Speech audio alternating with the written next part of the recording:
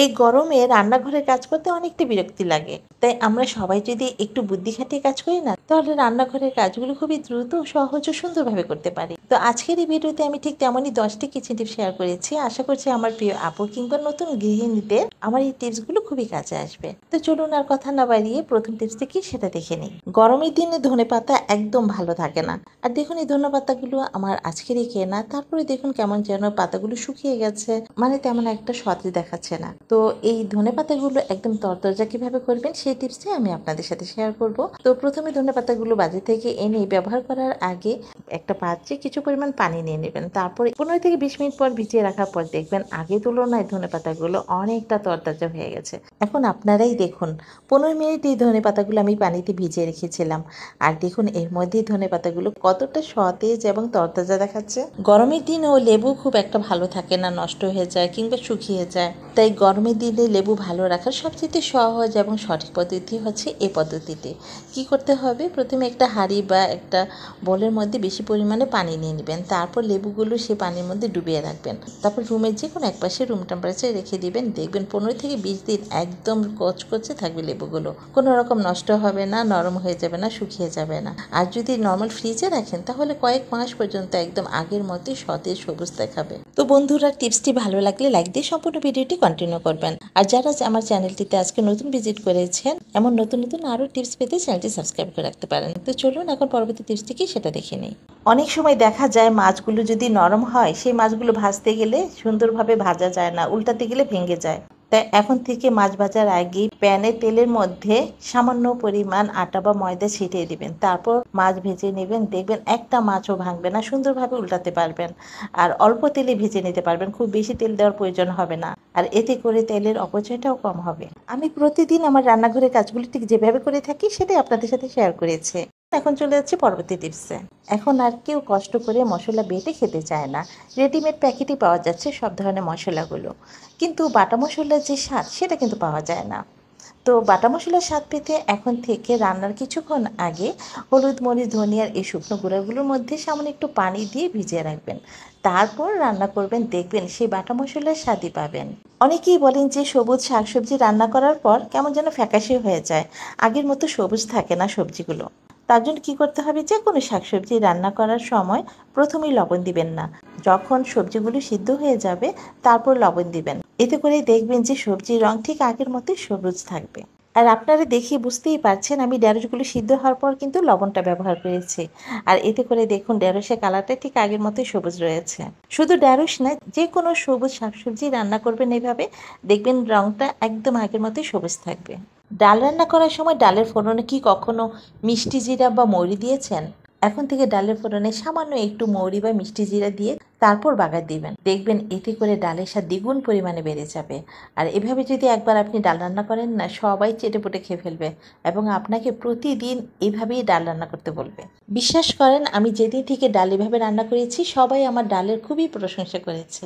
তাই এখন থেকে আমি প্রতিদিন ডাল এভাবেই রান্না করে থাকি।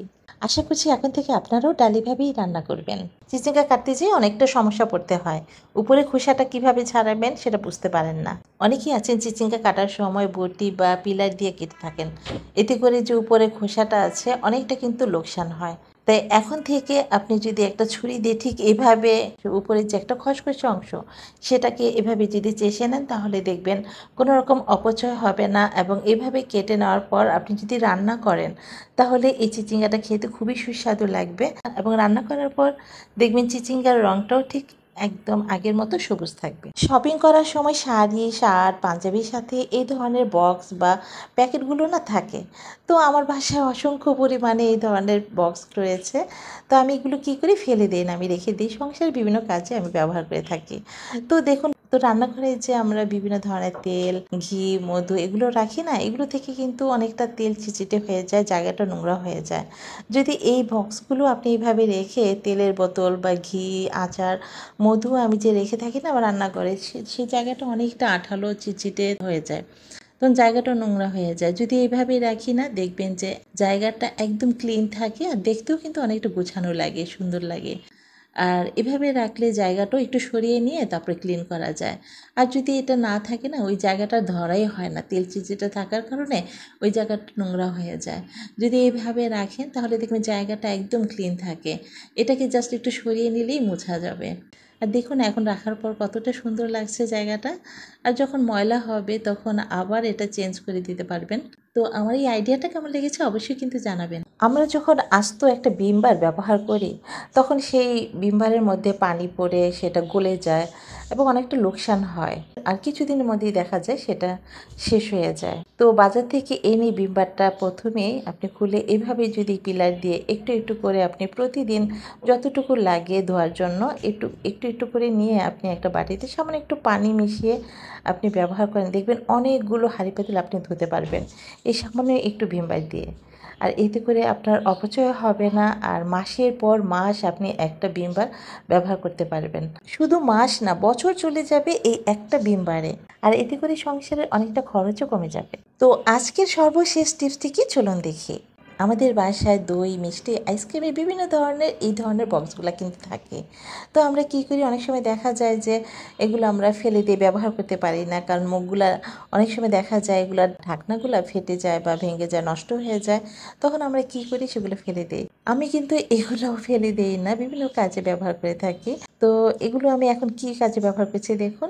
আমি এই বক্সগুলোতে পেঁয়াজ, আদা, রসুন রেখে থাকি এবং একটা পলি ব্যাগ বা জালি ব্যাগ দিয়ে এভাবে ঢুকিয়ে একটা রাবার ব্যান্ড দিয়ে আমি মুড়িয়ে এটাকে আটকে নিয়েছি।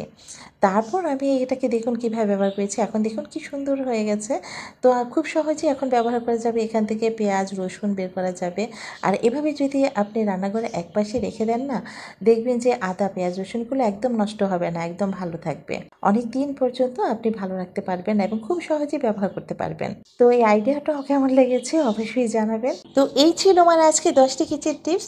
সো ভিউয়ার্স, আমার আজকের কোন টিপসটি আপনাদের ভালো লেগেছে লাইক দিয়ে অবশ্যই জানাবেন। তো আজকের মতো এখানে বিদায় নিচ্ছি। সবাই ভালো থাকুন, সুস্থ থাকুন এবং নিরাপদে থাকুন। আল্লাহ হাফেজ।